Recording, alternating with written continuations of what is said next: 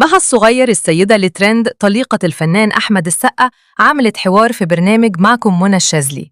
حوار إنساني عادي خالص. السيدة مها بتعرف ترسم، اللي هي لوحات الأهرامات وقدامها النيل وفي الخلفية برج القاهرة. لكن حد من قرايبها أقنعها إنها رسامة جامدة وفنانة شاملة، والمفترض تتكلم عن ده في البرنامج.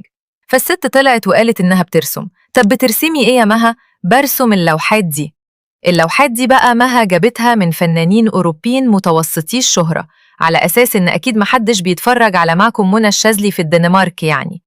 لكن للأسف طلع البرنامج بيتشاف في الدنمارك، والفنانة اللي اتسرق منها اللوحة عملت بوست، والبوست لف في السوشيال ميديا كلها، وطلعت كل اللوحات اللي السيدة مها عرضتها مسروقة.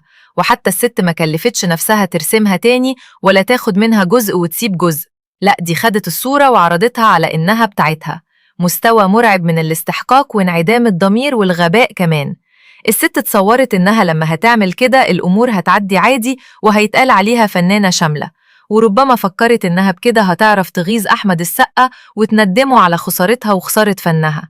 أول ما عرفوا في البرنامج الفقرة اتشالت من كل القنوات الرسمية، والأستاذة منى الشاذلي نزلت فوراً على صفحتها الرسمية الصورة ومعاها حقوق صاحبتها الأصلية، وكتبت إنها تقدر الفن والمبدعين الحقيقيين. والحقيقة في الموقف ده الزملاء في البرنامج يقع عليهم لوم صغير جدا. أصلاً أنا لو كنت مكانهم كنت ممكن اتخدع عادي جدا. مين ممكن يتصور إن واحدة مشهورة زي مها الصغير عندها الجرأة إنها تعمل كده يعني، وتسرق لوحة وتنسبها لنفسها؟ طب هتعمل كده ليه؟ ما هي عادي معروفة ومشهورة ومش لازم تكون رسامة يعني. بس عموماً ده يعلمنا نعد صوابعنا بعد ما نسلم على كل إنسان. يعني يا مها لو كنتي طلعتي واتكلمتي كانوا هيقولوا عليكي اللي ما بتعرفش ترسم أهي. ليه كل هذا الغش والمرض النفسي؟ يا شيخة ده انتي كده والله بالنسبة لك غادة ولي مبدعة.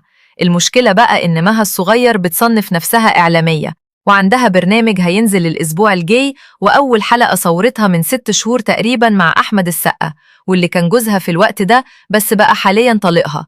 ورغم كده هتذيع الحلقة عشان الترند. اللي اختشوا ماتوا فعلا. وليه الكذب؟ ومين هي وإيه إنجازاتها أساساً عشان منى الشاذلي تستضيفها؟ وللأسف إنها مصدقة إنها إعلامية. مها الصغير اعتذرت على صفحتها الشخصية، والفنانة الدنماركية أعلنت قبولها اعتذارها، لكن ما قررتش خطواتها القادمة هتعمل فيها إيه لسه قانوناً. الفكرة إن هناك فنانة تشكيلية أخرى طلعت اتكلمت عن سرقة مها الصغير لإحدى لوحاتها هي الأخرى، والموضوع بقى فضيحة عالمية، ومن غادة والي لمها الصغير.